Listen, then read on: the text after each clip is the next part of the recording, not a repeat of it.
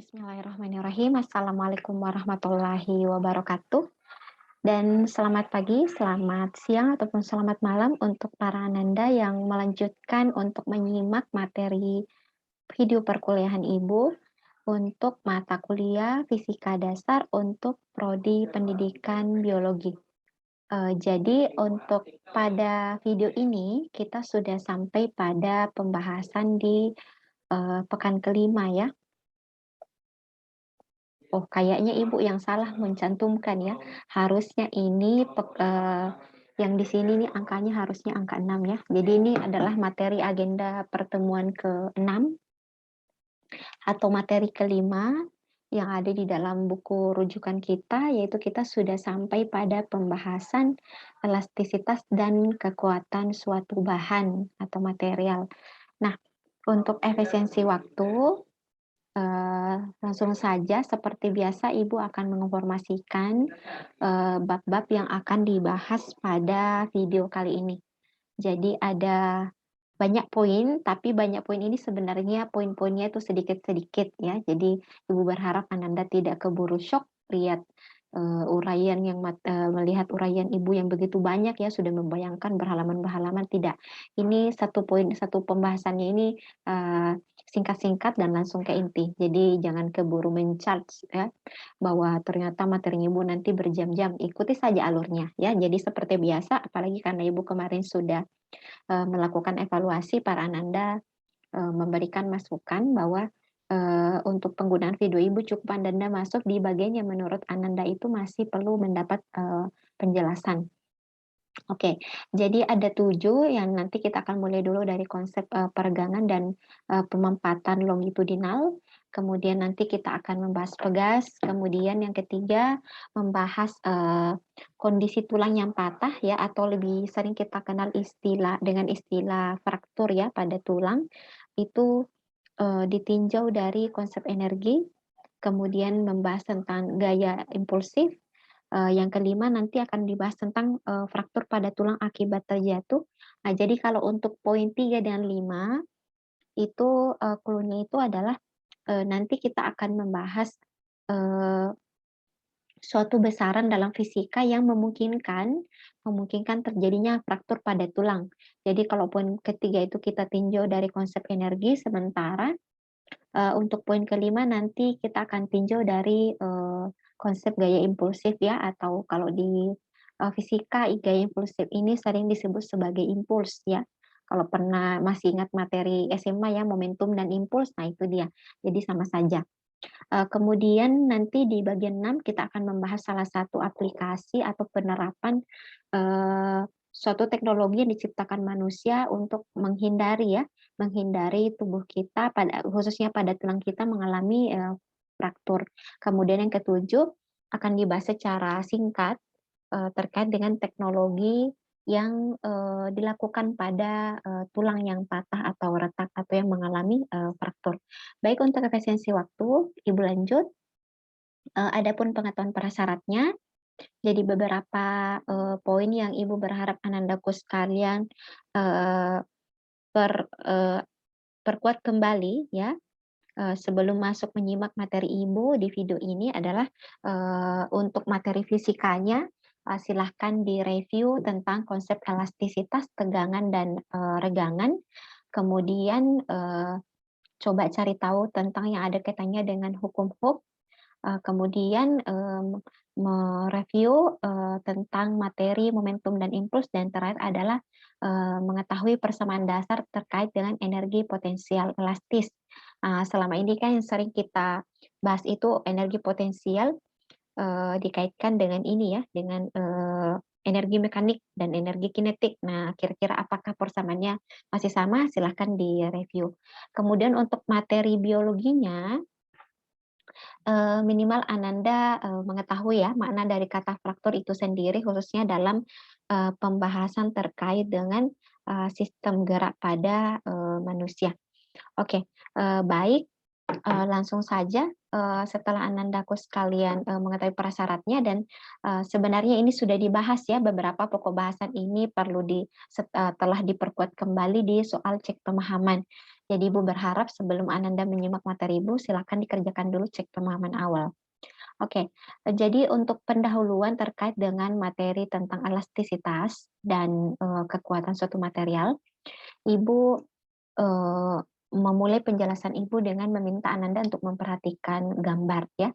Jadi kalau kita perhatikan gambar saat ini, ada sebuah tangan yang lagi menarik karet gelang, kemudian ada proses gambar sebuah pegas yang diberikan sebuah beban ya, yang awalnya dia memiliki panjang mula-mula, setelah diberikan beban itu ternyata mengalami perubahan panjang. Nah, kemudian di gambar ketiga ini menggambarkan skema atau analogi sederhana tentang susunan pegas ketika dibayangkan berada dalam suatu susunan benda tertentu.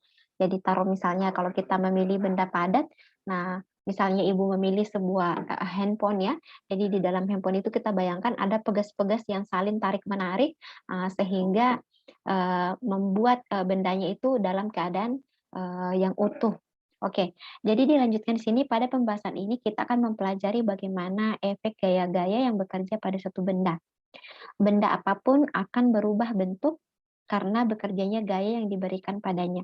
Jadi untuk pernyataan ini mungkin Andaku sekalian perlu mengingat kembali ya bahwa terdapat beberapa pengaruh gaya. Jadi gaya itu beberapa pengaruhnya itu dapat mengubah arah gerak benda. Ini pelajaran SD ya. Kok Ibu tahu ya, Ibu pernah mengajar di SD. Kemudian gaya juga dapat mengubah bentuk benda. Jadi kali ini kita fokus ke sini. Jadi pada pembahasan ini kita fokus untuk membahas tentang bahwa gaya ini dapat mengubah benda. Nah, jadi ketika kita memberikan sejumlah gaya pada suatu benda, itu ada saat bendanya tersebut akan mengalami namanya fraktur ya. Ya kalau walaupun ini fraktur kalau dalam istilah biologi juga lebih dimaknai sebagai patah tulang ya. Jadi kalau kita artikan secara umum ya, fraktur ini ya misalnya dalam kondisi patah atau retak. Oke, baik kita lanjutkan pembahasan. Jadi untuk memaknai bagaimana terjadinya fraktur ya. Jadi fraktur ini nih berada pada kondisi ini ya, kondisi akhir. Untuk memaknai tentang bagaimana suatu proses yang terjadi pada suatu benda ketika diberi sebuah gaya hingga akhirnya dia mengalami fraktur, Ananda boleh melihat dalam grafik sederhana di bawah ini. Jadi ketika kita memberikan suatu gaya pada benda, itu melalui 3 tahapan. Jadi ada 3 tahapan gaya ya yang berlaku. Jadi gaya yang diberikan itu ada 3 status yang harus dilalui, yaitu gaya yang diberikan itu apakah dia masih masuk dalam daerah elastis, kemudian setelah daerah elastis itu lewat sedikit, nah nanti akan ada yang dikatakan sebagai batas elastik. Nah setelah kalau misalnya gaya melewati batas elastik, maka dia akan mulai masuk di daerah plastik. Kalau kita tambah gaya secara terus-menerus, maka dia akan tiba pada suatu titik yang dikatakan sebagai titik patah. Maksudnya apa, Bu? Contoh, kalau misalnya nih Ibu ambil karet gelang. Ananda mungkin ya ada yang memiliki pengalaman kontekstual, ini malah bentuknya kayak cumi ya. Anggap saja lah ini tipis. Ini karet gelangnya ini kita tarik ya, kita tarik. Kalau misalnya kita tarik dan dia masih bisa kembali ke bentuknya semula, jadi nampak seperti karet gelang yang fresh ya, yang seperti buka baru, nah, itu menandakan bahwa gaya yang kita berikan itu masih dalam batasan daerah plastik. Nah, tapi ketika kita memberikan tarikan sekencangnya pada karet gelang ini, dan kita lepaskan, akhirnya dia tidak bisa tetap bundar, tapi dia nampak lebih longgar. Nah, ini menandakan bahwa perlakuan kita berikan itu dia sudah berada pada daerah plastik. Nah, pada saat dia dalam keadaan longgar seperti ini, kita tarik kembali sampai sekencang-kencangnya, ya. Dan akhirnya tiba suatu masa di mana karet gelang ini akhirnya putus. Nah, pada putus itulah akhirnya kita bisa menandai bahwa ternyata karet gelang yang tadinya berada di daerah elastik, kemudian masuk daerah plastik, tibalah ia masuk pada daerah titik patahnya. Nah, kalau gambar beberapa contoh yang Ibu sajikan di dalam slide ini, Contoh yang misalnya masih dalam, masuk daerah plastik, ya ini, contohnya adalah, pegas pada spring bed ya, kan di spring bed itu ada spring-spring-nya ya, makanya dibilang spring bed. Nah, jadi spring-nya ini masih berfungsi, tapi tidak sebagus pada saat awal dibeli. Nah, jadi kalau misalnya biasanya kita pilih spring bed, ya kalau kualitas spring-nya bagus ya, kualitas pegasnya bagus ya, mau loncat-loncat bagaimana ya minimal dia akan dalam kondisi yang baik-baik saja. Tapi kalau misalnya sudah dijatuhi atau diberikan perlakuan yang sudah melebihi dari batas sifat elastiknya, ya tentu dia akan masuk di daerah plastik, ya masih masih bisa eh, terpantul-pantul ya, atau apa sih namanya kalau di spring bed itu? Masih terasa empuk, tapi tidak seempuk pada saat awal dibeli. Berarti itu menandakan bahwa spring bed-nya itu sudah mulai di daerah plastik. Nah, contoh pada saat dia sudah mulai masuk titik patah, selain tadi karegelan, ya misalnya ini, sebuah pegas pada kampas rem yang patah. Jadi tadinya dia ini ya, gambar apa sih namanya? Teratur ya, ini gambar Ibu tidak teratur juga, jadi jarak jarak antara gelang-gelangnya ini nampak teratur dan rapi. Nah, kalau, cirinya dia sudah masuk titik patah, lihat nih bentuknya, ada yang rapat, ada yang renggang, bahkan ada bagian yang sudah patah. Nah, jadi melalui pembahasan 2 slide ini Ibu, berharap para rendaku sekalian mengetahui bahwa inilah contoh di mana, membuktikan bahwa, gaya ini dapat mempengaruhi bentuk suatu benda. Nah, sekarang, bagaimana ketika, pengaruh pemberian gaya ini kita kaitkan dengan tubuh makhluk hidup? Misalnya, kalau di gambar ini ya dijelaskan, ada Ibu tidak ambil kecelakaan yang tragis ya, karena Ibu sendiri ngeri. Jadi Ibu, tampakkan saja gambar yang kira-kira menunjukkan bahwa itu terjadi kecelakaan. Nah, misalnya ini ya, ada HP di mana-mana, ada entah ini benda apa ya, benda benda dari salah satu bagian mobilnya sudah berantakan ya. Nah, kira-kira bagaimana ketika suatu gaya ini mengenai pada tubuh makhluk hidup, misalnya pada manusia atau hewan. Nah, untuk membahas lebih lanjut, untuk pada bagian ini kita akan menyinggungnya dulu, beberapa slide itu disinggung dari segi ilmu fisika, kemudian nanti kita akan terapkan seperti biasa. Setelah membahas konsepnya dari segi ilmu fisika, nanti kita akan terapkan di beberapa kondisi yang ada kaitannya dengan dari sisi biologinya. Semoga tetap stay tune ya di mendengarkan penjelasan Ibu.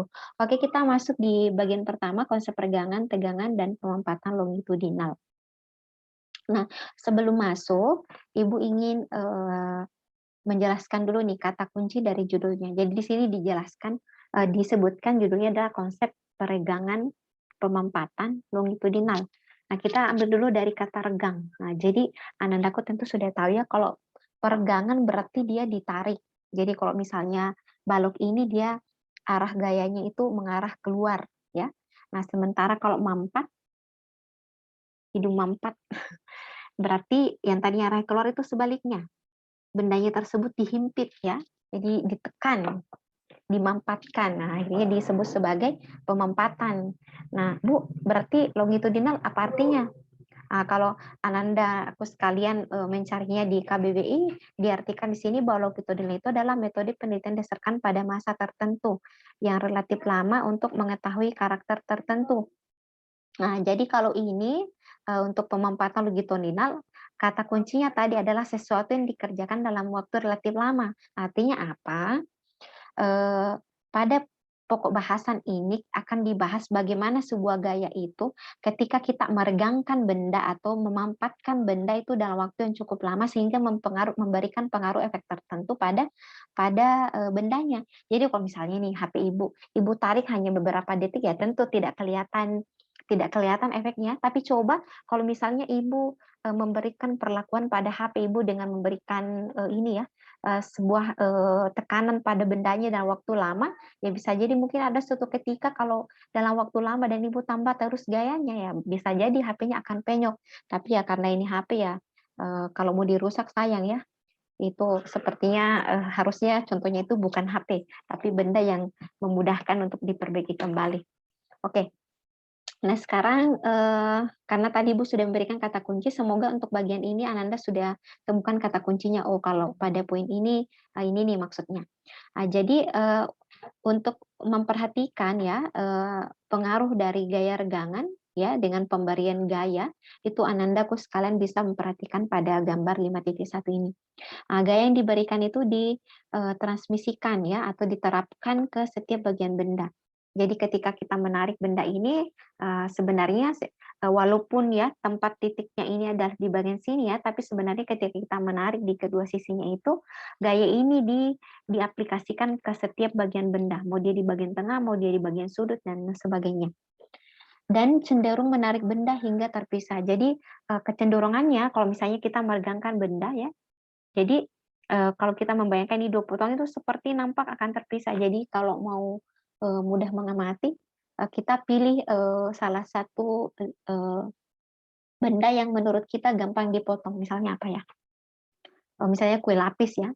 Kalau misalnya kita tekan, kita tarik, ya ada saat dia akan terputus ya akhirnya menjadi 2 potongan kue lapis. Semoga tidak lapar ya kalau mendengarkan penjelasan Ibu. Nah, itu gambarannya. Jadi bahwa kalau kita melakukan peregangan maka itu tadi cenderungnya adalah benda akan cenderung untuk ditarik hingga terpisah. Gaya ini akan ditolak oleh gaya kohesif. Apa itu gaya kohesif? Seingat Ibu, apakah ini ada di cek pemahaman atau tidak? Tapi intinya kalau gaya kohesif ini adalah gaya iya ini Ibu jelaskan di bawah ini. Jadi kohesi, jadi gaya kohesif kita ambil dari kata dasarnya saja ya, kohesi ini ada kaitannya dengan ilmu kimia, yaitu gaya tarik-menarik yang terjadi antara molekul yang sejenis. Maksudnya, misalnya pada balok ini kan baloknya kan sejenis ya, jadi di dalam balok ini tuh sebenarnya terjadi gaya tarik-menarik di dalam, kalau kita kan pelajari konsep benda, kemarin pernah kita singgung ya tentang konsep atom ya, jadi kalau kita mempelajari bagian-bagian benda sampai bagian terkecil sebenarnya itu ada gaya tarik-menarik yang analoginya tadi seperti ini nih.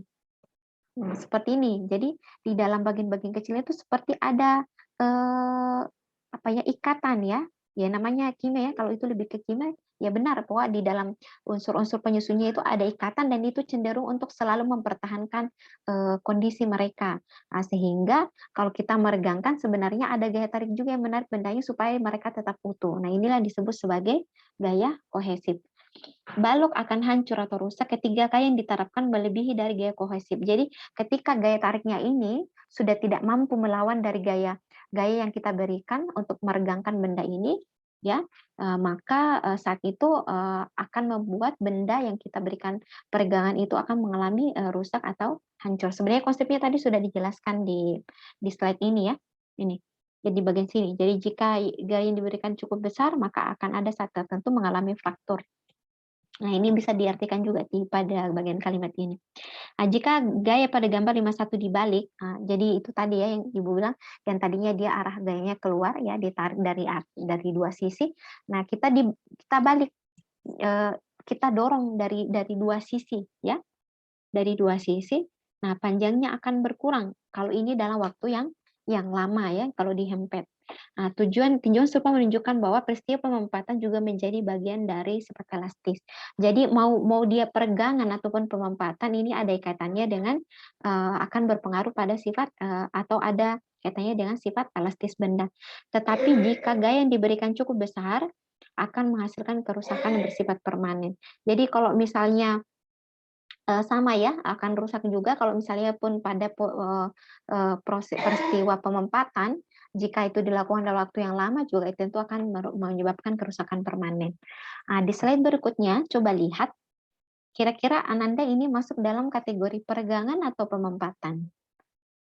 Lihat posisi mobilnya. Tadi yang memiliki panjang ya, yang harusnya di sini, tapi karena dia menabrak sesuatu ya, jadi dia datang dengan sejumlah energi, akhirnya karena berhenti tiba-tiba ya, seperti ada dorongan ya, sehingga menyebabkan ini pada beberapa bagian itu menjadi penyok. Nah, ini nampak bahwa menandakan bahwa ini mobil ini termampatkan. Sama dengan peristiwa kecelakaan ini juga. Jadi awalnya posisi apa sih nama ini jok mobil ya, harusnya di posisi ini ya, memiliki panjang tertentu, tapi karena terjadi kecelakaan ya, mendapat gaya yang menyebabkan ada dorongan ya, dorongan bukan ke arah keluar dari mobilnya tapi dia dihimpit ya, didorong untuk lebih dirapatkan untuk memiliki ukuran yang lebih kecil, akhirnya posisinya seperti ini. Oke, semoga untuk konsep peregangan dan pemempatan sampai sini paham Nanda ya. Oke, sekarang kita mau tinjau dulu dari segi persamaan yang berlaku. Jadi tegangan S adalah gaya persatuan luas yang bekerja pada suatu benda. Jadi ketika kita mau menarik atau menghimpit ya, tadi istilahnya pemempatan, ah, itu dinyatakan akan membuat bendanya ini memiliki tegangan ya. Kenapa tegangnya kan? Misalnya kita nih, kulit kita dalam kondisi yang tenang-tenang saja, tiba-tiba kita cubit atau misalnya tadi karet gelang kita tarik ya, tentu kan karetnya kan menjadi tegang ya. Nah, itu gambarnya yang lebih logis untuk menggambarkan tentang ini, tentang gambar ini tegang. Jadi mau dia dimampatkan ataupun diregangkan ya, ada besaran yang bisa kita hitung, yaitu ada yang disebut sebagai tegangan dilambangkan dengan S. Nah, ini didefinisikan sebagai perbandingan antara besarnya gaya yang diberikan persatuan luas. Mungkin sepintas Ananda akan berpikir, lah, bukannya ini persamaannya tekanan, Bu. Nah, jadi sebenarnya khususnya pada tekanan pada benda padat ya. Jadi tekanan pada benda padat yang persamaan tegangan itu sebenarnya memiliki konsep yang sama. Jadi ada sejumlah gaya yang kita berikan pada luasan tertentu. Nah, itu akan tentu memberikan efek ya, efek tegang pada bendanya. Nah, sehingga semoga itu tidak dipermasalahkan ya. Jadi pada kali ini kita fokus bahwa yang kita maksud F per A itu adalah tegangan. Nah, jadi di mana F adalah gaya yang diterapkan dan A adalah area yang menunjukkan di mana gaya tersebut diberikan. Gaya yang diberikan pada batang di gambar 5.1 menyebabkan balok memiliki perubahan panjang yang dinyatakan dengan AL. Jadi ini nih garisnya ini yang tadinya dia memiliki panjang mula-mula ya, karena memiliki perubahan panjang. Nah, ini dinyatakan dengan AL. Sedang AL per L ya.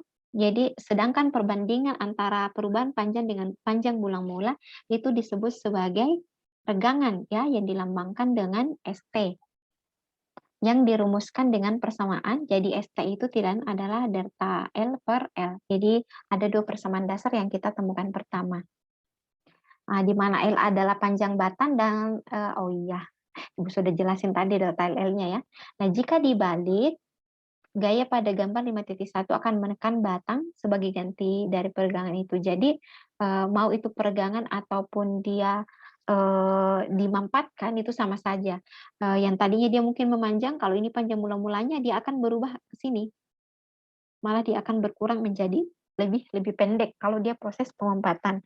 Nah, pada tahun 1967 Bapak Robert Hooke itu ya memberikan suatu persamaan yang berkaitan dengan sifat elastis benda, yaitu dengan memberikan persamaan rasio antara tegangan terhadap regangan ya, yang bersifat konstan. Jadi katanya Bapak Hooke ini mengatakan bahwa rasio tegangan terhadap tegangan ya, S per ST, ini kan tadi tegangan ya.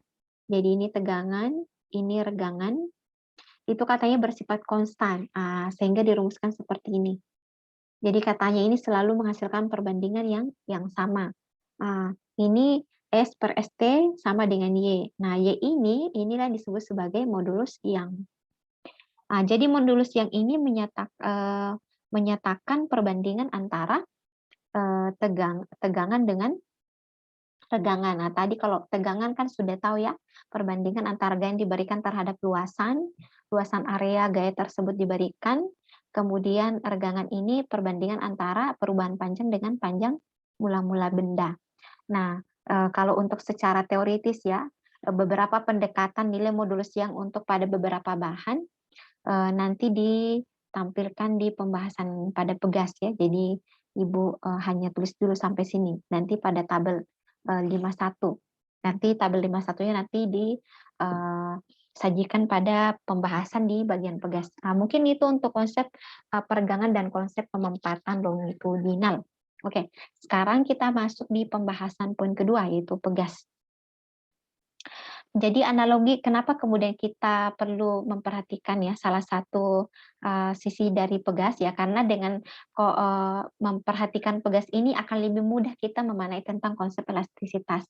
Jadi biasanya kalau kita mau mempelajari lebih lanjut tentang, konsep, elastisitas ya, kita, akan lebih mudah mengamatinya itu ketika memilih benda yang sifat elastisitasnya ini tinggi, misalnya, eee, pegas ya, ataupun misalnya karet gelang ya, atau ban ya yang terbuat dari karet atau yang jelas bendanya itu mudah elastis. Jadi ciri elastis yang kita lihat, elastisitasnya tinggi itu ketika benda itu kita berikan gaya mudah mudah mengalami perubahan panjang, tapi ketika kita lepaskan gaya itu mudah kembali juga ke bentuk semula. Kalau misalnya pulpen kan kalau kita tarik kan nggak langsung ya kelihatan, gitu, kelihatan perubahan perubahan panjangnya, tentu tentu membutuhkan, treatment tertentu ya, sehingga untuk memaknai tentang konsep, elastisitas ini kita bisa mempelajarinya dengan memperhatikan sebuah sebuah pegas. Nah, eee, ini harusnya ada S-nya ya. Jadi, pegas yang digambarkan dalam gambar 52, nah ini dia, beberapa nilai modulus Young ya dan rupture strength. Kalau kita cari tahu arti rupture itu, titik di mana, titik patahnya atau titik titik, hancurnya. Tadi ada 3 ya, ada 3 fase, Ibu sendiri kok jadi lupa istilahnya. Nah ini dia, jadi ada daerah plastik, elastis, dengan titik patah. Jadi rupture strength itu, kita anggap sebagai titik patahnya dari beberapa bahan yang disajikan di tabel 5.1. Nah jadi di sini ada steel, ada aluminium, ada bone, ada tendon, ada muscle ya. Jadi ini ada, angka-angka yang merupakan pendekatan ya untuk, titik, di mana memungkinkan, ada gangguan ya menyebabkan misalnya pada tulang memudahkan dia untuk mengalami fraktur misalnya ya, atau pada tendon ya, saat kapan dia tendonnya itu akan mengalami putus ya, ini pendekatan angkanya secara, teori ya. Nah, adapun tadi modulus Young sudah paham ya, modulus Young itu perbandingan antara tegangan dengan regangan. Apa maknanya angka ini, Bu? Nanti sebentar kita akan bahas di beberapa aplikasi, beberapa kasus. Oke, jadi gaya F yang diperlukan untuk meregangkan atau memanfaatkan pegas berbanding lurus dengan jumlah peregangan. Itu dapat diutarakan kalau ini sepintas Ananda akan ingat kembali ya hukum-hukumnya. Jadi ini juga dinyatakan seperti ini. Tapi bedanya kalau di umumnya di fisika itu kita menggunakan, simbol K kecil ya. Jadi biasanya ditulis F sama dengan min K delta X. Nah ini nih yang paling sering nih kalau di fisika. Jadi sama saja ini hanya perubahan lambang. Jadi di mana K ini disebut sebagai konstanta pegas, tanda negatif menunjukkan bahwa gaya berada di arah berlawanan dengan delta L. Nah jadi, eee kalau untuk memaknai persamaan ini, kenapa kemudian ada tanda minus ya, itu Ananda, bisa menganalogikan kembali bahwa, gaya yang kita berikan itu adalah melawan dari sifat sifat gaya gaya kohesi ya. Jadi, benda yang kita berikan pemempatan ataupun peregangan itu sebenarnya mereka cenderung untuk kembali ke, kondisinya semula, karena di dalamnya ada gaya kohesi. Nah, karena ini saling berlawanan, makanya dia menggunakan tanda minus. Pegas yang meregang atau termampatkan mengandung energi potensial. Bu, karena pegasnya digantung ya, kali ini kita akan membahas khusus untuk energi potensial elastis. Makanya tadi di awal itu yang menjadi salah satu, pengetahuan prasyarat itu salah satunya adalah persamaan umum terkait dengan, energi potensial elastis. Nah, secara umum Anandaku sekarang akan menemukan persamaan ini.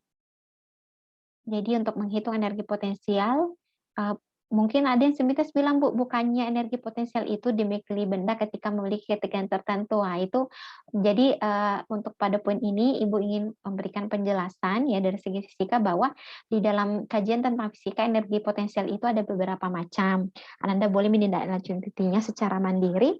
Jadi ada yang dikaitkan terhadap energi mekanik dan energi kinetik yang kemarin yang kita bahas, EP sama dengan mgh. Nah, kali ini khusus untuk salah satu jenis energi potensial, khususnya pada energi potensial elastis. Nah, dilambangkan, dirumuskan seperti ini. Jadi E tidak lain adalah 1/2 K delta delta L pangkat 2. Ada juga yang menuliskan seperti ini, E sama dengan 1/2 K delta X pangkat 2, itu sama saja.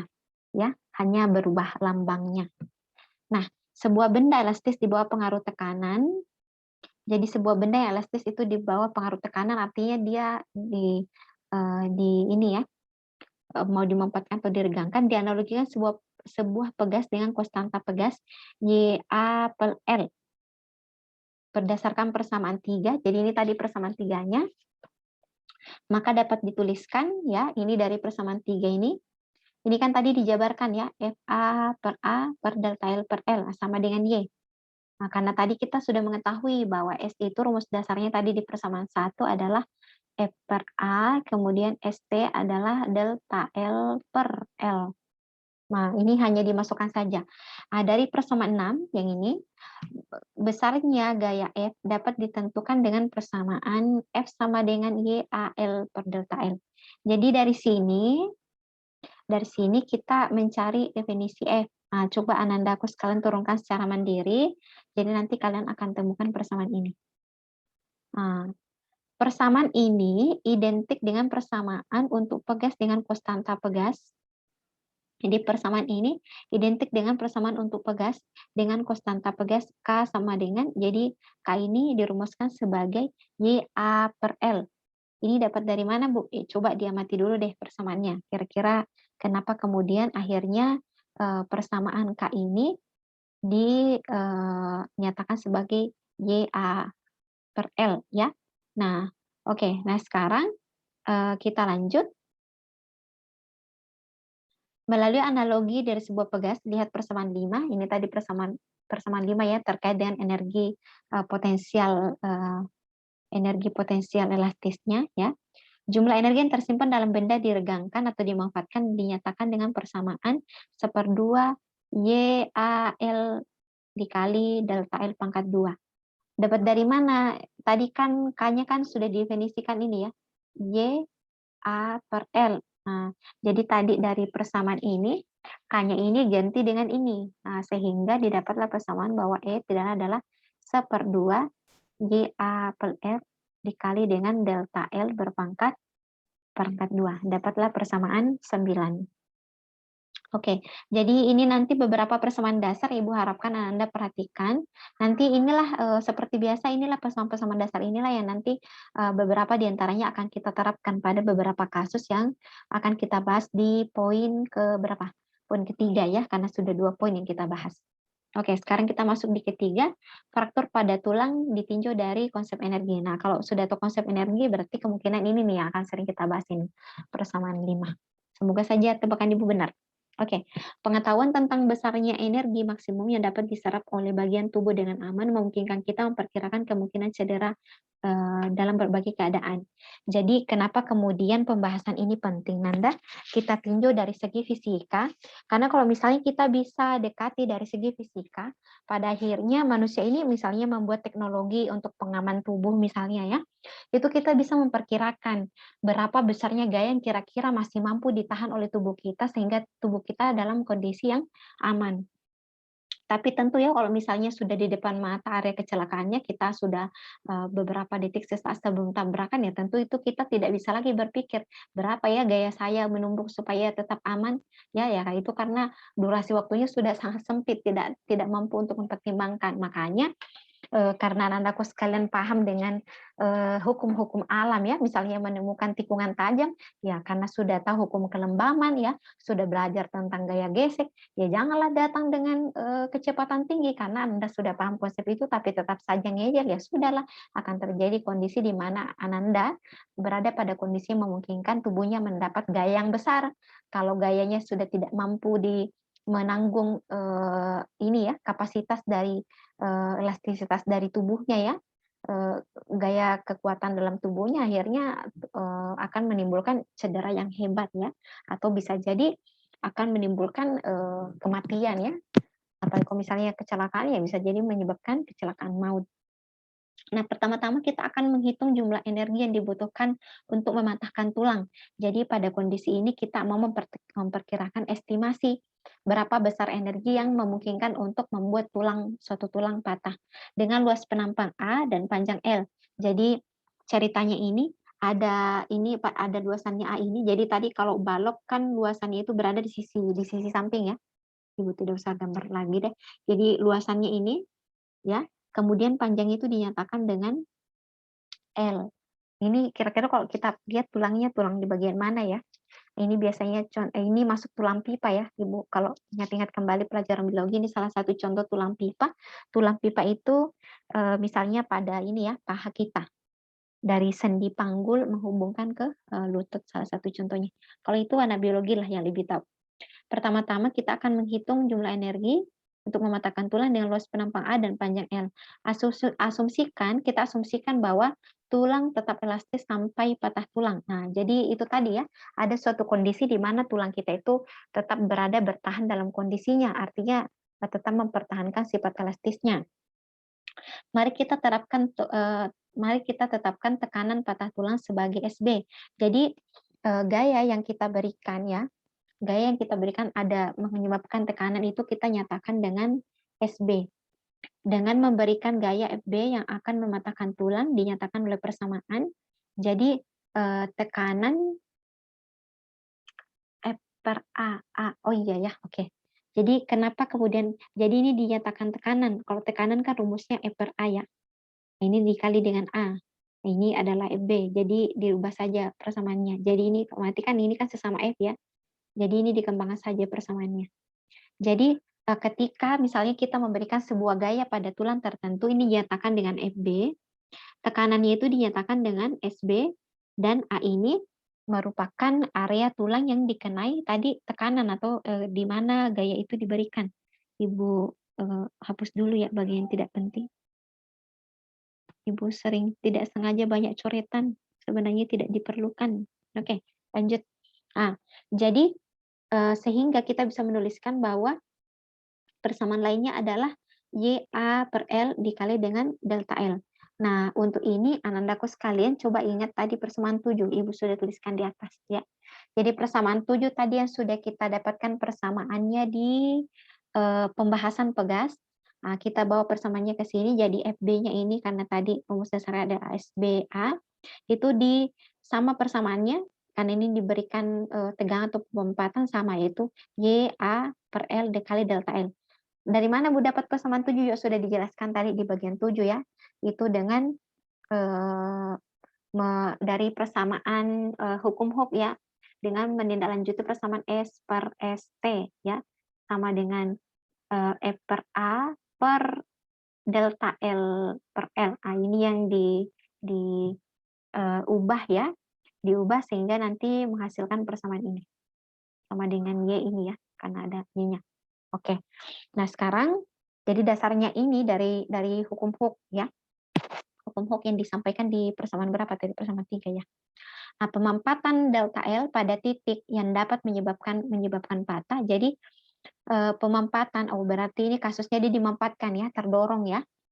Pemampatan delta L pada titik yang dapat menyebabkan. Jadi kalau kita misalnya himpit ini tulangnya, sama ya kalau misalnya ada sebuah batangan dari padatan, kalau kita himpit lama-lama, ini akan cenderung patah ya. Jadi dia retak dulu, kemudian saling silang ketika dia patah. Nah, sehingga dapat ini dinyatakan dengan persamaan delta L sama dengan SBL per Y. Nah, untuk persamaan 11 ini, ya untuk persamaan 11 ini, Ananda bisa memperhatikan dari sini. Nah, kalau kita lihat kan yang bisa hilang itu adalah A-nya ya. Yang bisa hilang adalah A-nya. Nah, sehingga yang tinggal itu adalah delta L SB dengan Y. Nah, pokoknya otak-atiklah dari persamaan ini ya. Ibu kali ini tidak terlalu banyak mendemokan untuk menemukan persamaannya. Oke, lanjut. Dari persamaan 9, energi yang tersimpan dalam tulang yang termampatkan ya, kita ambil dari persamaan 9 ya. Persamaan 9 itu tadi yang sudah Ibu bilang ya. Karena berkaitan ditinjau dari kos energi, maka kita gunakan persamaan 9 di pembahasan pegas tadi. Yang dilambangkan dengan ini. Ini kan tadi rumus dasarnya menggunakan K ya. K-nya diganti dengan YA per L. Nah, jadi sama. Persamaannya ini persamaan 12. Nah, kita substitusikan delta L itu tidak adalah SBL per Y. Jadi ini ya, jadi ini yang tadi persamaan 11 yang kita dapatkan dari sini, dasarnya dari persamaan 10, kita substitusi ke persamaan 12. Nah, akhirnya dapatlah persamaan ini. Ibu rasa mudah ya. Jadi kalau diikuti yang penting dimasukkan, disubstitusi, insya Allah Anda bisa mengikuti persamaannya. Nah, sebagai contoh ya, ini sekarang sudah mau mulai masuk di pengaplikasian contoh, apalagi yang meminta dibahaskan contoh, ini Ibu anggap saja contohnya ya. Jadi contohnya itu untuk menggunakan persamaan ini nih, untuk menggunakan persamaan energi.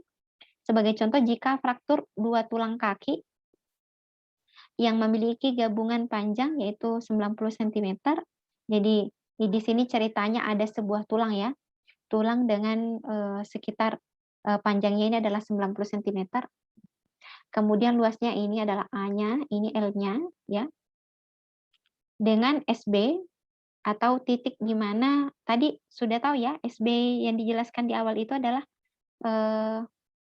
tekanan patah tulang ya, atau di titik di mana yang memungkinkan tulangnya hancur ya.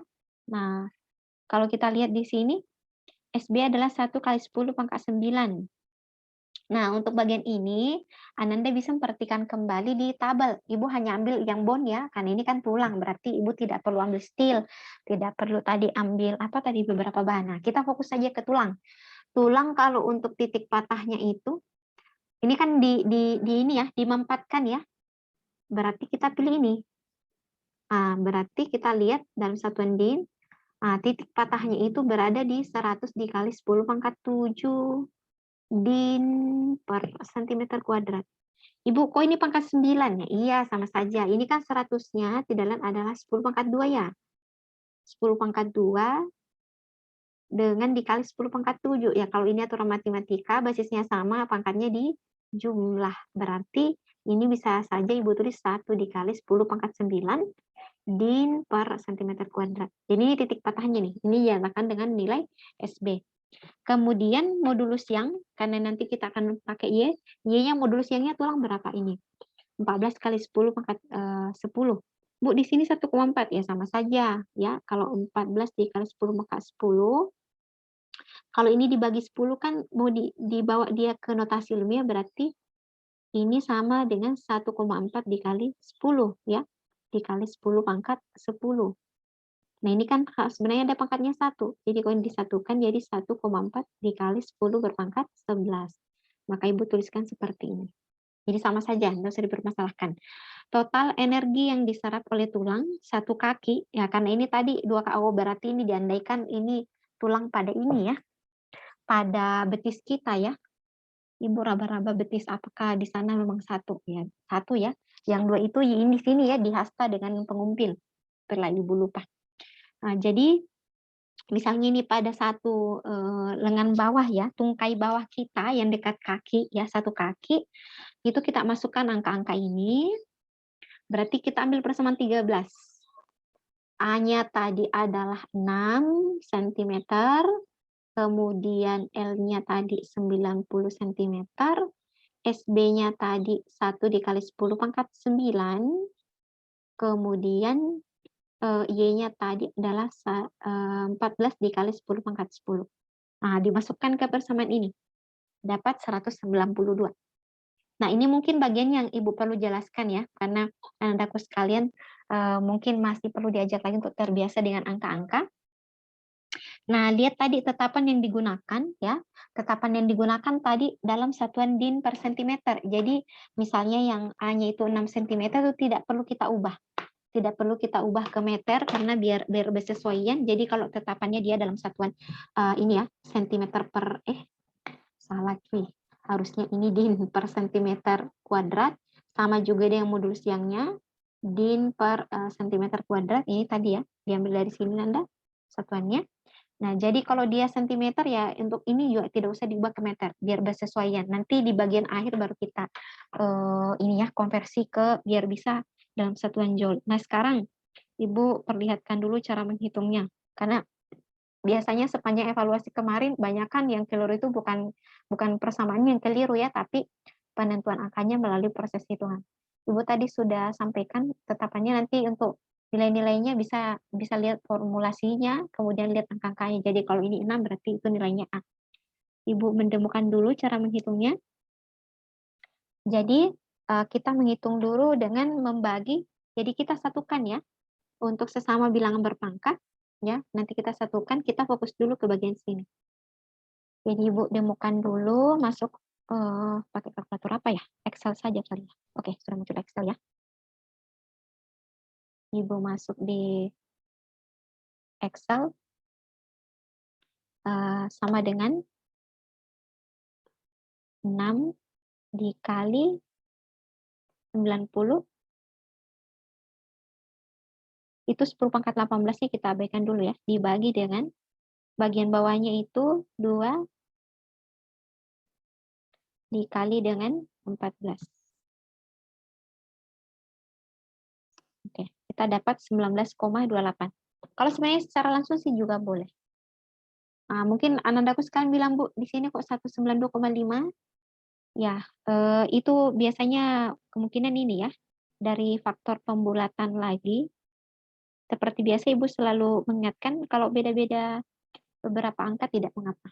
Itu biasanya dipengaruhi oleh pembulatan. Jadi tadi kita dapat, oh Ibu sering keluar ya, mau masuk di Excel-nya kok nggak bisa. 19,285. Kita ambil 19,28 lah. Biarlah agak-agak beda sedikit ya. 19,28. Sekian. Ini, nah ini kan baru bagian sini. Sebenarnya kalau untuk memudah juga sebenarnya bisa. Bisa dengan ini membagi, berarti nambah dulu kan 3 ya.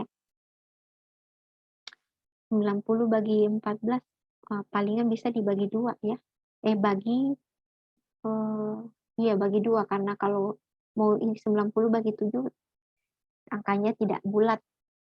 Jadi 90 bagi 2 dapat 45, 14 bagi 2 dapat 7. Berarti 3 dikali 45 per 7, nanti akan ketemu juga angka yang sama. Mau dicoret-coret dulu baru di kalkulator atau langsung kalkulator saja juga boleh. Nah sekarang karena ini perpangkatan, kalau di dalam aturan matematika ada 10 pangkat 2 per 10 pangkat 1 ya. Ini sama dengan 10, 2 dikurangi 1. Berarti dia dapat 10 pangkat 1 atau sama dengan 10. Nah sekarang kita lakukan yang sama, 10 pangkat 18 per 10 pangkat 10. Berarti sama dengan 10, 18 dikurangi dengan 10. Berarti sama dengan 10 berpangkat 8 ya. Nah sekarang berarti kita dapatkan di sini 19,28 kali 10 pangkat 8. Satuannya apa? Kita lihat dulu. Ini sentimeter kuadrat. L-nya tadi sentimeter. Ini, oh ya, Ibu hampir lupa. Kok dapat 18, Bu? Ingat tadi, SB-nya kan, SB-nya itu kan 1 kali 10 pangkat 9-nya. Kalau berpangkat 2, turun perpangkatan ini langsung dipangkatkan masing-masing. Berarti satu pangkat 2 kan sama dengan 1.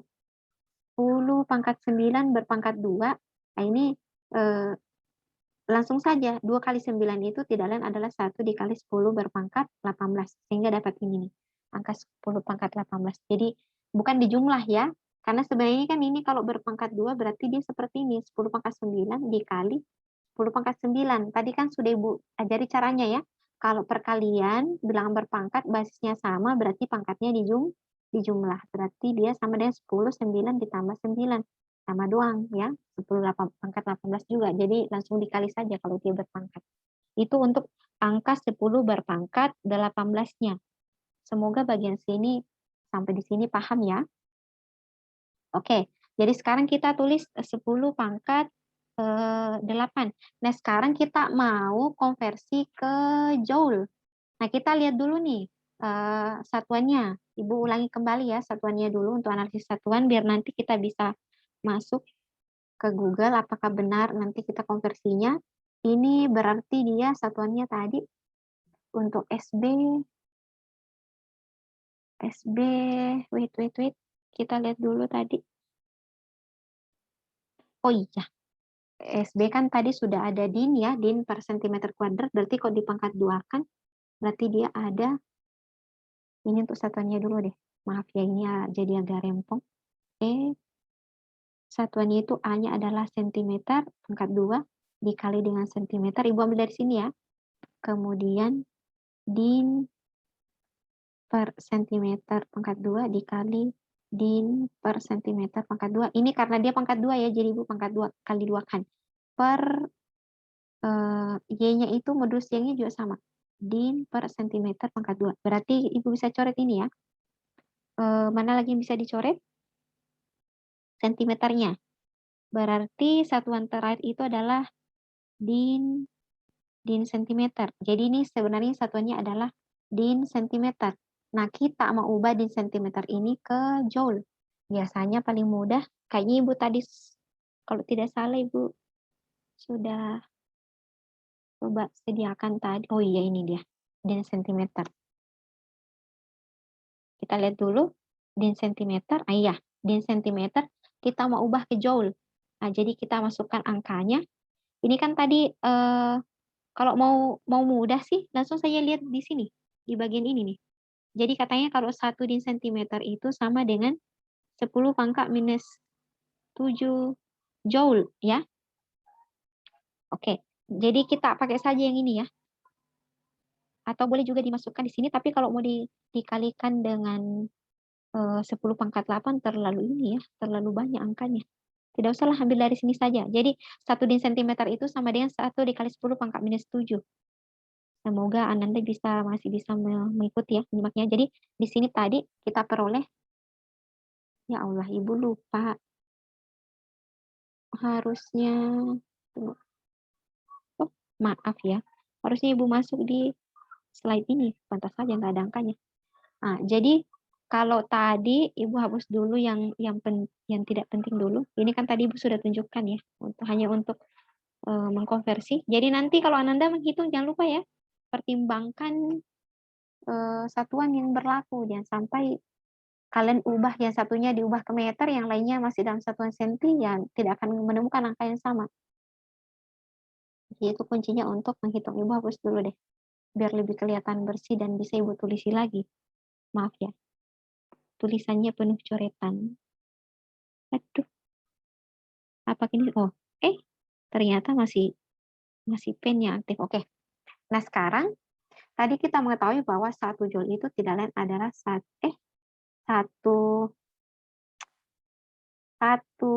din sentimeter tidak lain adalah 1 kali 10 pangkat minus 7 joule. Berarti di sini kita bisa mengetahui bahwa 1 joule tidak lain adalah 1 dikali 10 pangkat 7 din sentimeter. Nah, berarti untuk mengubahnya ini ke joule, kita bisa membagi dengan angka ini. Berarti Ibu bisa tulis seperti ini. 19,28. Oh, kan ini mau dibagi 7, biar nanti ketemu juga. Berarti Ibu kasih begini nih, kali 10 dikali 10 pangkat 7. Kenapa bisa, Bu? Ya, karena ini kan pangkatnya 1. Kalau Ibu tambah kan jadinya 8, jadi sama saja. Biar nanti bisa langsung Ibu coret maksudnya, ya. Kemudian Ibu bagi dengan 1 kali 10 pangkat 7. Mana yang sama? Sama-sama ada 10 pangkat 7-nya. Ibu coret. Berarti sisa ini. 19,28 dikali 10 tidak lain adalah 192,8 joule. Ibu kenapa di sini 5? Hanya berbeda 0,3 lah. Mendekati. Minimal Ibu sudah tunjukkan caranya ya. Jadi semoga bagian ini tidak di skip.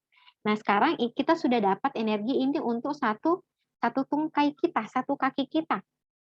Nah, karena ini 2 kaki, berarti ini dikali 2. Nah, kalau di sini 192,5 berarti dikali 2 dapatlah 385 joule. Nah, ini adalah jumlah energi pada seseorang dengan massa 70. Jadi energi ini sama analoginya dengan energi yang dimiliki seseorang yang bermassa 70 kg melompat pada ketinggian 56. Masih ingat ya, di lompat vertikal. Jadi seperti itu energi yang dibawa pada saat energi ini mengenai.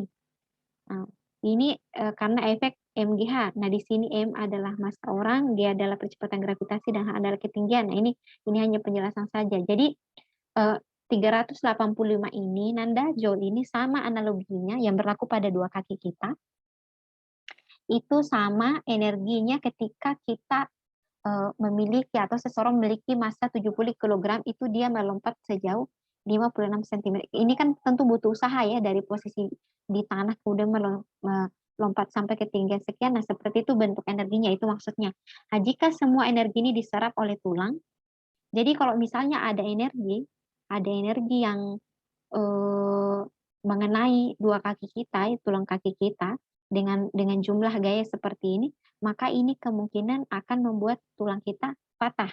Nah, jadi dengan pendekatan seperti ini kita bisa memahami bahwa ternyata ada jumlah gaya tertentu yang didekati dari segi ilmu fisika yang diestimasikan itu akan membuat tulang kita patah. Kalau misalnya jumlah energi ini tadi yang diserap oleh kedua kaki kita. Nah, tentu saja ada kemungkinan untuk dapat melompat dengan aman dari ketinggian. Jadi kalau misalnya tadi analoginya ini, pada saat orang tersebut melompat ya, melompat ke ketinggian sekian dan kembali ya.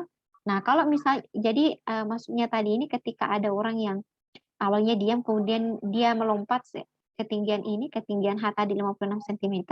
Nah, kalau misalnya energi potensialnya pada saat berada di sini, dia kembali ke tanah ya, kemudian seluruh energi potensialnya ini diberikan sepenuhnya pada kakinya, ya ini tadi akan kemungkinan akan menyebabkan patah tulang pada kaki.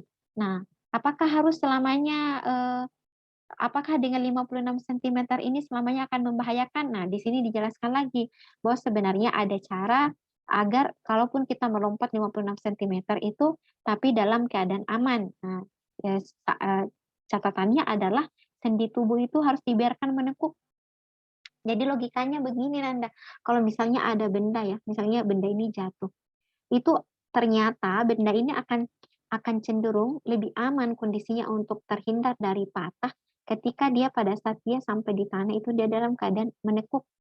Apa maksudnya? Kan di bagian tubuh kita kan ada sendi ya di sini ya, antara betis kita dengan paha kita kan ada sendi. Ya upayakan kita agak sedikit menekuk, jangan benar-benar lurus pada saat kita sampai di tanah. Nah, karena ini yang akan menyebabkan bahwa energi potensialnya ini terdistribusi kembali dan mengurangi kemungkinan patah tulang. Jadi ternyata kalau kita melompat, ya memang posisi salah satu cara ya supaya safety itu adalah dengan cara ini agak menekuk sedikit persendian sehingga pada saat tungkai bawah kita menyentuh tanah itu tidak langsung kaget ya. Bayangkan kalau misalnya ini tidak terlipat, nah ini akan menyebabkan misalnya mungkin salah urat atau ya bisa jadi memang patah atau terkilir pas di pergelangan kaki kita. Nah, namun perhitungan tersebut menunjukkan kemungkinan cedera dalam peristiwa jatuh bahkan dari ketinggian kecil. Jadi apapun kondisi banyak memungkinkan ya sebenarnya kita akan mengalami cedera. Nah, pertimbangan serupa dapat digunakan untuk menghitung kemungkinan patah pada tulang pada saat kita berlari. Jadi cara menghitungnya juga ini kan tadi stay ya di atas tanah untuk menghitung pada saat kita berlari juga sama caranya. Hanya perlu diubah beberapa angkanya ya sesuai dengan daftar isi tabel tadi. Oke, mungkin itu untuk fraktur pada tulang ditinjau dari konsep energi. Kemudian kita masuk di impuls. Walaupun ini agak sangar ya, tapi ini semoga menjadi pelajaran tersendiri bagi Anda karena kita memiliki momentum ya.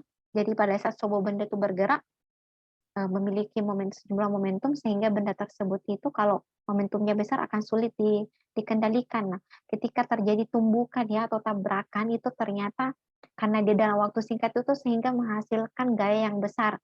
Nah, itulah konsep itulah kalau dalam fisika itu dikenal sebagai konsep impuls ya. Ini dia konsep impuls. Apa sih contohnya konsep impuls dalam kehidupan sehari-hari? Misalnya kalau kita mau memaku ya, misalnya memaku sebuah dinding, mau dari dia tembok atau dari kayu. Nah, perhatikan pada saat palu ini, ujung palu itu mengetuk kepalanya paku ya, kepala bagian paku, interaksi atau gaya kontak antara palu itu dengan paku kan sangat singkat ya, tapi ternyata mampu membuat pakunya itu bertambah kedalamannya, menancap masuk ke dinding. Nah, ini kita asumsikan ternyata bahwa gaya ketika mengenai sesuatu dalam waktu singkat itu memicu adanya timbulnya gaya yang besar. Nah, jadi proses impuls ini, anandaku sekalian bisa lihat di dalam grafik ini. Jadi awalnya dia kecil, nah dalam rentang waktu semakin lama semakin besar dan akhirnya dia akan kembali normal. Rentang waktu inilah biasanya dalam waktu singkat. Nah, bekerjanya gaya dalam waktu singkat dan memberikan efek yang luar biasa inilah disebut sebagai efek impuls. Nah, jadi kalau Ananda setiap melihat penjelasan tumbukan di dalam penjelasan Ibu, ini artinya sama Ji, kalau istilah lainnya itu tabrakan atau saling bertemu dengan masing-masing membawa gaya atau salah satunya membawa gaya. Nah, karena tumbukan terjadi dalam waktu singkat, biasanya sulit menentukan besarnya gaya yang tepat selama tabrakan. Jadi karena dia delta T-nya singkat, biasanya itu sulit untuk menentukan secara akurat delta T-nya, karena biasanya dia 10 pangkat minus sekian detik, ya. Tidak cukup 1 detik, saking singkatnya. Namun ketika kita untuk menentukan delta T ini lebih mudah, maka kita bisa meninjau impuls dengan mempertimbangkan dari segi perubahan momentum. Nah, jadi Anandaku sekarang sudah pernah ya belajar tentang momentum dan impuls. Jadi ada persamaan yang menghubungkan antara momentum dengan impuls, di mana impuls itu kalau dulu di SMA ya, impuls itu ini rumus dari impuls tidak lain adalah perubahan momentum. Atau kalau perubahan momentum kan rumus dasarnya momentum kan M dengan V, berarti kalau perubahan momentum MV akhir dikurangi MV awal. Nah, ini dia. Ini akhirnya, ini awalnya. Ini sama dengan after. Nah, ini kenapa delta T? Ini karena dipindahkan saja. Jadi Ananda kita bisa menentukan untuk menentukan dari segi durasi waktu dengan analisis pada perubahan momentum. Nah, di mana ini sudah Ibu jelaskan tadi, ada awal, ada akhir, ya. Nah, jadi kalau misalnya dimisalkan durasinya itu adalah 6 kali 10 pangkat 3 ya second, ya ini tidak cukup 1 second, dan perubahan momentumnya adalah sekian, 2 kg meter per second, maka gaya rata-ratanya itu adalah 3,3 kali 10 pangkat 2. Nah, perhatikan bahwa untuk momentum yang diberikan besarnya gaya impulsif berbanding terbalik dengan waktu tumbukan. Jadi kita lihat bahwa di sini terdapat gambaran bahwa di sini nih perubahan momentum ya besarnya gaya impulsif ini impulsnya besarnya gaya impulsif berbanding terbalik dengan waktu, artinya gaya tumbukan lebih besar ya dalam tumbukan yang durasinya lebih singkat atau cepat daripada tumbukan yang berlangsung dalam waktu lama. Jadi kalau misalnya ada dua buah kontak benda, ya misalnya tadi palu, kalau ibu kasih lambat pukulnya berkontaknya itu antara palu dengan pakunya, maka gaya yang timbul itu juga semakin kecil dibanding kalau misalnya ibu datang dengan gaya besar terus memukulkannya itu atau memberikan kontak pada ujung paku itu sangat singkat. Nah, itu bisa menyebabkan gaya impulsif yang lebih besar. Itu dia ya konsep impuls, nanti kita akan gunakan di sini. Kenapa ini digunakan kita membahas tentang impuls? Karena nanti kita mau tinjau besarnya pendekatan kondisi apakah dari segi energi atau ketinggian ya, ketika ditinjau dengan meninjau dari segi konsep impuls. Nah, mari kita lanjutkan. Jadi pada bagian sebelumnya kita telah menentukan efek kerugian ditinjau dari konsep energi. Jadi kalau tadi energi itu kita dapatkan ketinggian itu ya yang tadi kita anggap bisa menyebabkan patah berapa tadi? Berdasarkan energi yang di bawah, 56 cm. Jadi ketika melompat dan kita tidak menekuk persendian kita, itu akan kondusif menyebabkan fraktur yaitu patah tulang pada kaki kita yaitu pada tinggi 56 cm. Nah, sekarang kita mau tinjau kalau tadi dari konsep energi, kita mau meninjaunya sekarang dari segi konsep gaya impulsifnya. Nah, sekarang mari kita perhatikan besarnya gaya menyebabkan kerusakan dapat ditentukan dari persamaan 14. Nah, ini ya tadi ya. Persamaan 14 itu dengan mengambil persamaan dasar impuls di dalamnya adalah perubahan momentum. Jadi gaya impulsnya itu impulsifnya itu diperoleh dengan perubahan momentum dibagi dengan delta T. Nah, jika tabrakan itu keras, ini waktu ya harusnya. Tabrakan sangat singkat, beberapa milidetik. Wait, sepertinya ada yang ini nih. Perubahan momentum karena tabrakan biasanya mudah dihitung. Tetapi durasi tabrakan delta T sulit ditentukan dengan akurat. Hal ini tergantung dari jenis tabrakan. Jika tabrakan itu keras dalam waktu singkat. Jadi katanya di sini kalau misalnya tabrakannya itu keras dan singkat itu delta T-nya itu sulit ditentukan. Jika salah satu objek memiliki tekstur permukaan yang lembut ya dan hasil dan hasilnya selama tabrakan, durasi tabrakan diperpanjang, dan sebagai akibatnya gaya impulsif itu berkurang. Jadi gaya impulsif itu berkurang untuk kondisi ini nih, durasi tabrakannya diperpanjang. Tadi kan sudah Ibu jelaskan ya. Jadi kalau kontaknya itu lama, ya tidak sangat singkat, berarti itu akan berpengaruh pada gaya impulsifnya. Dengan demikian, kalau kita mau lihat contoh kontekstualnya, ternyata kita bisa mengamati bahwa jatuh di pasir akan memicu kerusakan yang hebat pada tulang dibanding, wah ini apa tidak terbalik ini ya? Sepertinya terbalik ini ya. Jangan demikian. Coba Ibu lihat dulu file bukunya ya. Jangan sampai Ibu yang salah menerjemahkan. Ibu masuk dulu di bukunya. Mana dia? Poinnya, apa sudah nampak bukunya Nanda? Mana dia? Ini ya. Ini nih.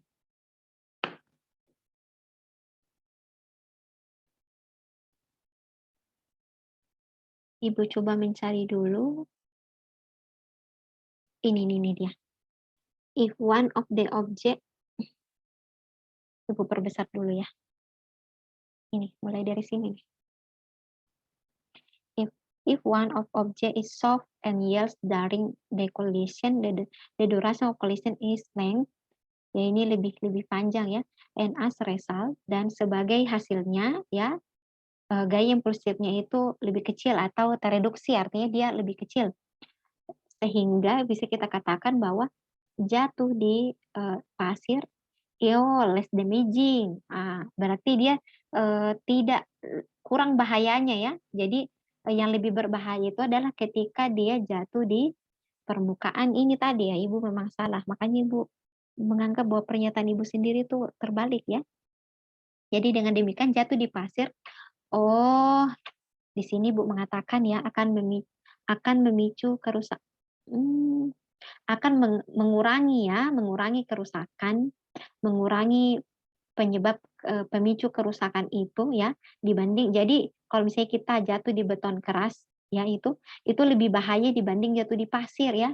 Ini nih Ibu yang salah memaknai ini, mentranslate. Jadi kenapa kemudian kalau misalnya kita jatuh di pasir itu lebih tidak bahaya?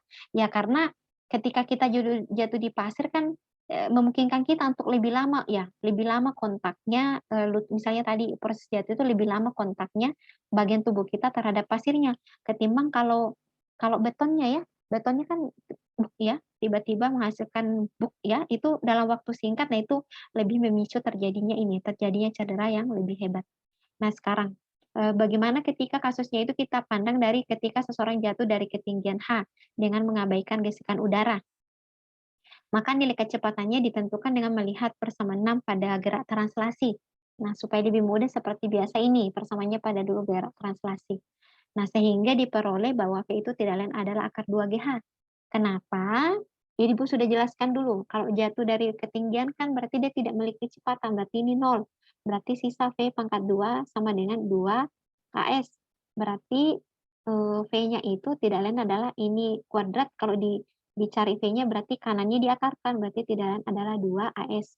Dapat persamaan ini.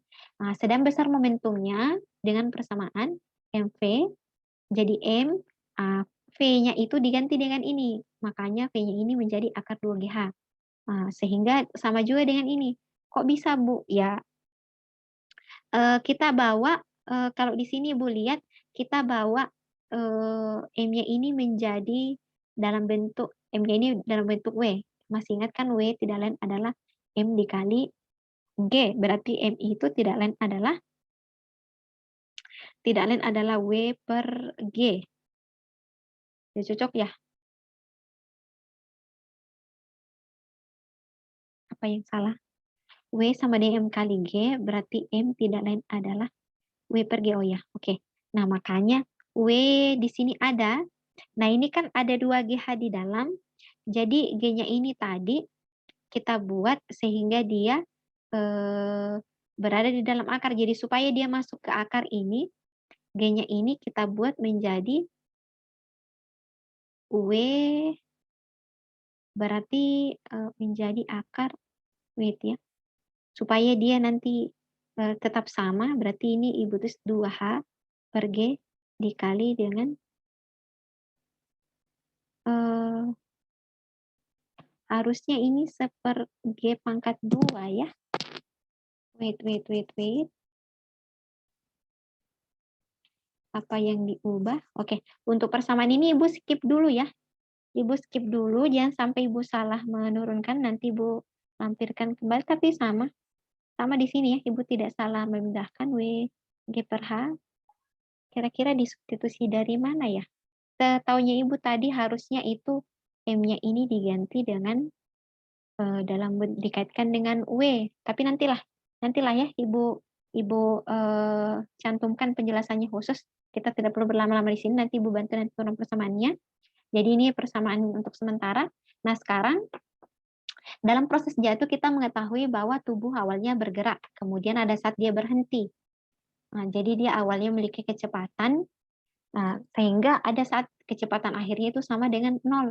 Nah, kalau kecepatannya sama dengan 0, akhirnya momentum akhirnya itu bernilai 0. Makanya di sini terus MV sama dengan 0. Sehingga perubahan momentumnya dapat dirumuskan MVI dikurang MV, ini kan 0 ya. Berarti sama aja dengan MV itu atau momentumnya itu tidak lain adalah ini. Ya, sehingga dirumuskan seperti ini. Adapun besarnya G rata-rata diambil dari persamaan 14. Ini tadi persamaan 14 yang paling awal di pembahasan tentang impuls, dimasukkan ke persamaan. Jadi kan ini sebenarnya adalah F dikali delta T, tidak lain adalah perubahan momentum ya. Perubahan momentum itu adalah MVI dikurangi dengan MVF. Nah, ini kan tadi MVI, MVF-nya itu diganti dengan persamaan ini. Ya. Jadi, yang bagian ini, W2H per G, ini tidak lain adalah ya ini, MVI dikurangi dengan MVF. Ya. Jadi ini diganti. Nah, ini delta, ini kan delta T-nya memang pembagi ya, makanya dia di sini. Jadi diubah saja persamaannya. Nah, kalau kita satukan ini, akhirnya kita peroleh ini. M per delta T dikali dengan 2GH. Jadi kalau kita ubah persamaannya, untuk bagian ini nanti Ibu buatkan khusus ya. Ibu nanti takut keliru ada bagian yang Ibu jelaskan tidak sesuai. Oke, jadi untuk persamaan 18 kita peroleh ini.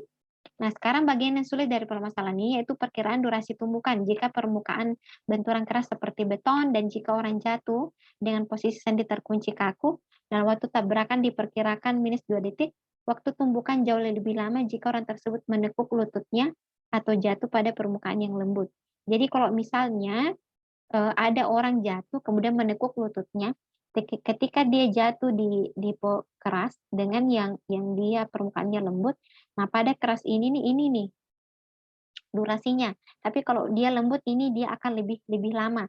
Apa maksudnya lebih lama? Kalau lebih lama kan berarti dia gaya impulsifnya lebih kurang, atau kalau misalnya gayanya bekerja pada tulang kita lebih kurang berarti itu akan lebih aman terhadap atau mengurangi pemicu untuk terjadinya patah tulang pada tubuh kita ketika kita mengenai sesuatu.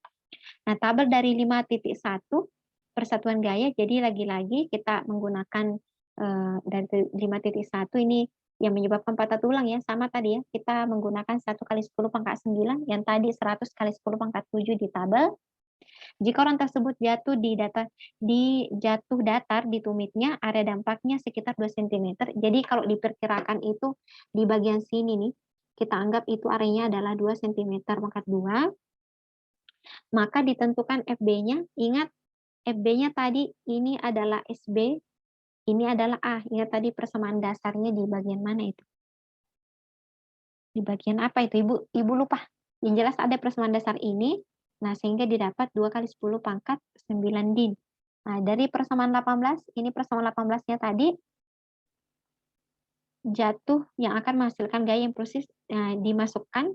Nah, ini yang di bagian sini kita mengubahnya untuk menentukan nilai H.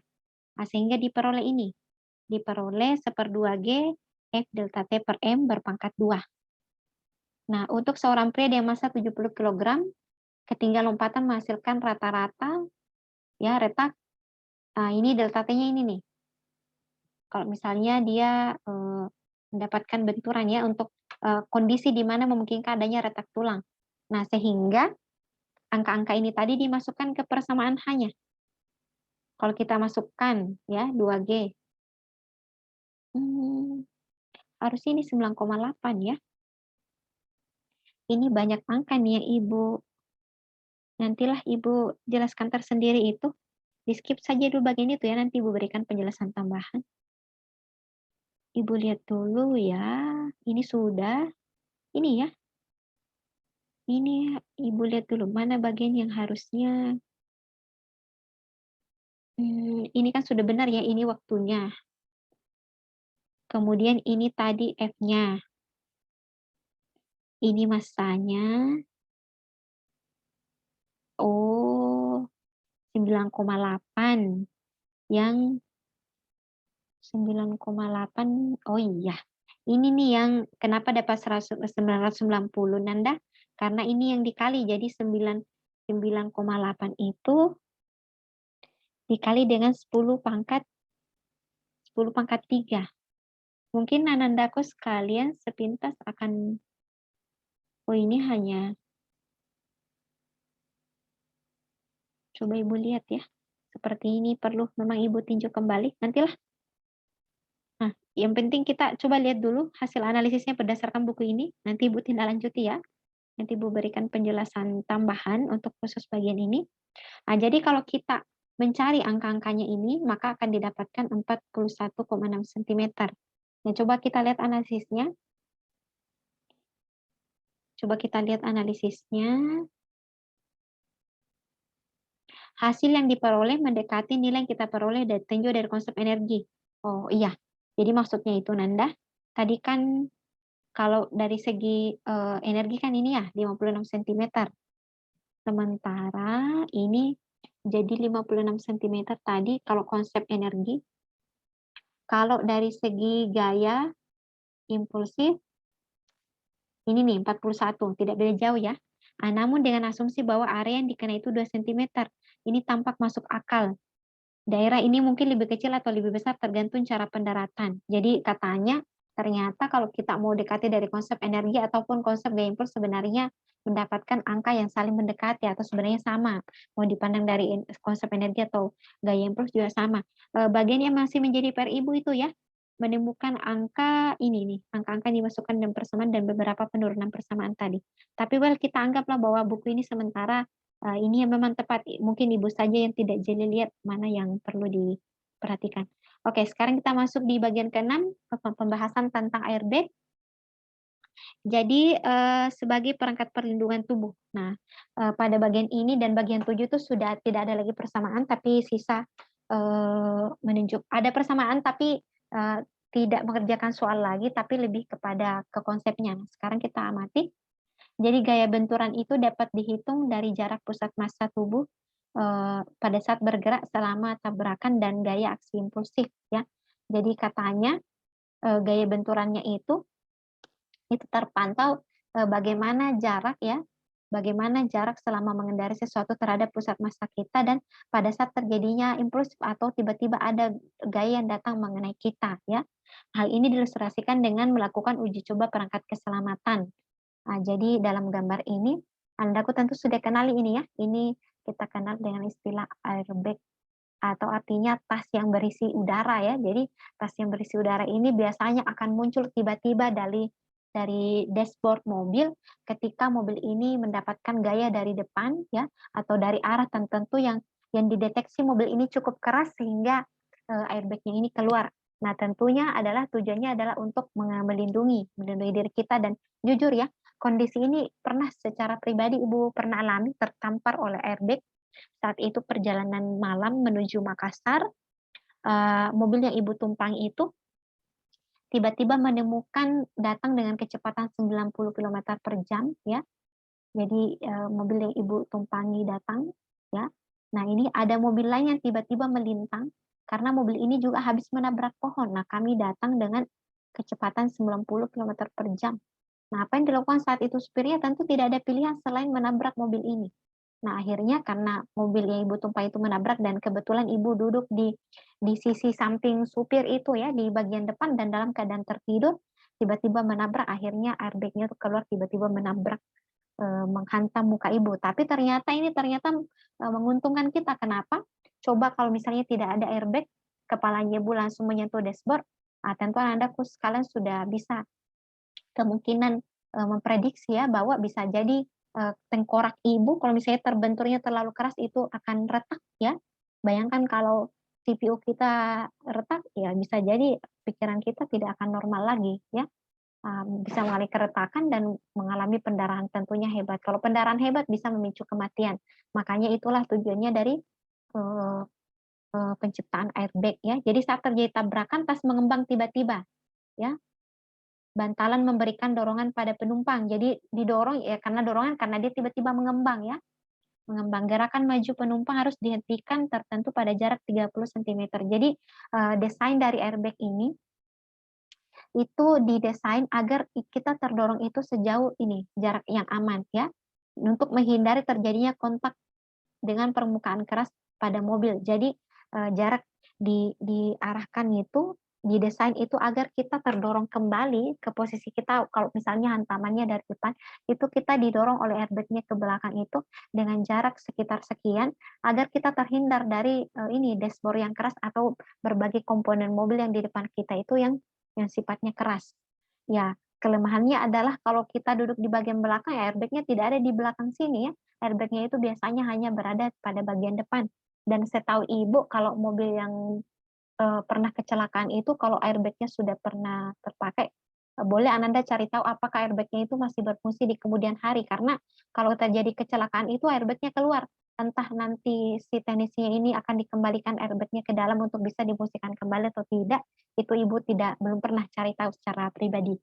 Nah, perlambatan rata-rata diturunkan dari persamaan 6 pada gerak translasi yang ini. Nah, kalau perlambatan kan berarti bernilai negatif ya. Nah, jadi dirumuskan seperti ini. Ibu lihat dulu. Oh, berarti ini kan kita kan memiliki kecepatan awal ya pada saat mobilnya berjalan. Nah, ini pada saat kita terhenti berarti 0.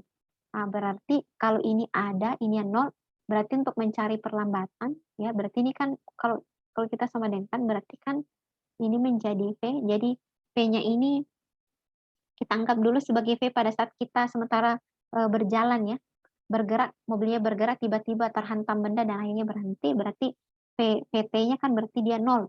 Berarti V tidak lain sama dengan minus AS. Sehingga A-nya itu tidak lain adalah V pangkat 2 per apa yang Ibu tidak tulis? Oh ini ya, 2S. Jadi A-nya ini sebenarnya minus ya, karena perlambatan, tapi tidak mungkin ada rasa tertentu. Tapi ini sudah dijelaskan di sini ya, bahwa yang dimaksud A-nya di sini ada perlambatan. Artinya A-nya itu bernilai minus atau lama-lama berkurang. Nah, di mana V adalah kecepatan awal mobil? Oh iya, sudah tepat ya. Jadi ini kecepatan awalnya kan dalam keadaan bergerak. Dan S adalah jarak di mana perlambatan terjadi. Gaya rata-rata menghasilkan perlambatan. Nah, ini kita gunakan hukum 2 Newton ya. Jadi M-nya ini tadi tetap, V-nya, A-nya ini tadi kita ambil dari yang ini ya, dari persamaan 20. Nah, di mana M-nya adalah massa penumpang. Nah, untuk seseorang dengan massa 70 kg, ternyata ada hitungannya ya, maaf Ibu salah ingat. Dan jarak 30 cm, gaya rata-ratanya ditentukan. Jadi kita menentukan gaya rata-ratanya, masukkan 70 kg, 2S.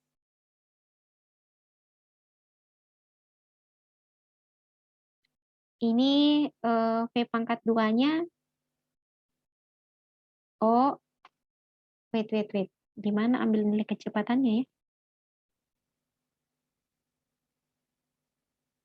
Oh, Ibu paham.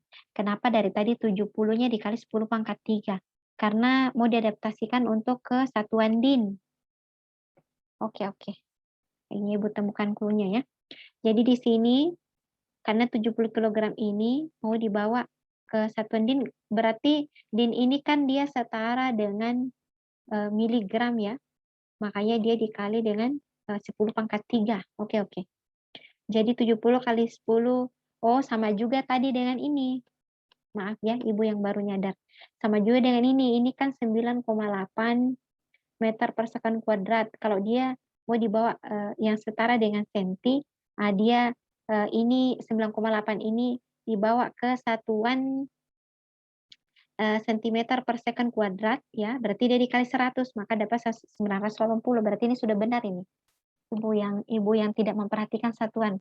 Berarti itu tadi efek karena satuannya ya, sehingga angka-angkanya jadi begitu. Oke, jadi sama. Jadi kalau misalnya 70 kilogram kita mau bawa ke satuan din gayanya, maka masanya itu harus dibawa ke miligram, makanya dikali 10 pangkat 3.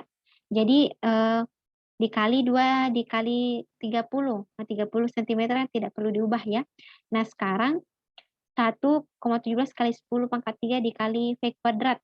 Nah, jadi ini pengalinya minimal sudah kita tahu bahwa pengalinya itu 1,17 kali 10 pangkat 3 V pangkat 2. Apa artinya?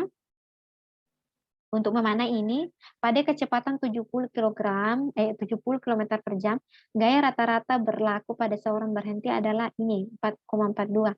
Gaya ini didistribusikan pada area 1000 cm kuadrat dari tubuh penumpang. Itu berarti gaya per satuan per sentimeternya itu adalah 4,42 kali 10 pangkat 6. Nah, ini jadi besarnya gaya ini untuk setiap senti ya di tubuh kita itu diperkirakan berdasarkan analisis airbag ini diperkirakan di bawah dari kekuatan jaringan tubuh kita. Jadi masih aman ya. Nah, gaya berhenti yang diperlukan meningkat. Jadi gaya yang diperlukan akan meningkat sebagai kuadrat dari jarak. Nah, misalnya pada kecepatan 105 km ya, harus ini per jam karena bilang kecepatan, gaya berhenti rata-rata adalah sekitar 1 kali 10 pangkat 10 din, dan harusnya ini ya 1 kali 10 pangkat 10 din per cm kuadrat adalah 1,17 din. Nah, gaya seperti itu, jadi kalau misalnya kita pada kecepatan ini dengan jumlah gaya sekian ya, ini dengan jumlah gaya sekian, maka untuk jumlah gaya seperti ini yang menyebabkan memungkinkan kita luka. Apa maksudnya, Nanda? Ketika kita semakin menaikkan atau meningkatkan kecepatan kita, maka dengan itu juga sebenarnya kita menambah kemungkinan untuk kita mengalami kecelakaan. Ya iya, karena kalau kita datang membawa gaya, berarti impulsnya kan, dan yang kita bawa kan semakin besar. Nah, ini menyebabkan tubuh tidak akan mampu sanggup lagi menahan gaya yang terjadi pada tubuh kita, sehingga kita mengalami kecelakaan. Nah, dalam desain sistem keamanan, kemungkinan telah dipertimbangkan bahwa airbag dapat dipicu selama mengemudi normal. Jika tas itu tetap diperluas, jadi ceritanya ini airbag-nya didesain itu nanti dia keluar dalam waktu yang singkat pada saat mau terjadi benturan. Kenapa? Kalau dia terlalu gampang keluar dari dashboard, nah itu juga akan menyebabkan tabrakan. Kenapa ya? Karena akan menghalangi penglihatan pengendara untuk mengontrol mobilnya, itu maksudnya ya. Jadi seperti itulah desain tentang airbag ini diciptakan untuk memberikan perlindungan pada tubuh kita. Terakhir, teknologi pada tulang yang mengalami kerusakan itu banyak ya. Ibu tidak memberikan penjelasan, hanya memberikan gambarannya. Nanti kalau ini sebenarnya dari lebih sisi medis ya, tapi kalau untuk tetap mengcover ininya ilmu biologinya, Ibu hanya perlu memberikan penjelasan singkat. Jadi teknologi ternyata sekarang kalau terjadi suatu apa sih namanya? Fraktur atau kerusakan pada tulang itu sudah ada beberapa teknologi yang dijalankan saat ini. Misalnya penggantian sendi. Nah, sendi ini bisa dilakukan misalnya pada penggantian sendi panggul. Jadi tadinya kita memiliki sendi seperti ini, kalau misalnya ada sesuatu yang bermasalah di sana itu bisa digantikan dengan ini. Walaupun tentu ya tidak akan sama ketika itu sifatnya dari alam ya tubuh kita dibanding dengan sudah diganti dengan menyisipkan suatu logam. Sama dengan persendian di lutut ya, juga ini bisa diganti dengan namanya penggantian ini, persendian pada lutut. Baik, mungkin itu saja materi dari Ibu. Mohon maaf ya, karena tadi ada beberapa bagian yang belum Ibu sempat jelaskan dengan yang baik. Nanti Ibu sediakan tersendiri untuk penjelasan itu, dan Ibu akhiri dengan ucapan terima kasih karena menyimak sampai akhir, dan Ibu akhiri ucapan billahi taufiq wal hidayah. Wassalamualaikum warahmatullahi wabarakatuh.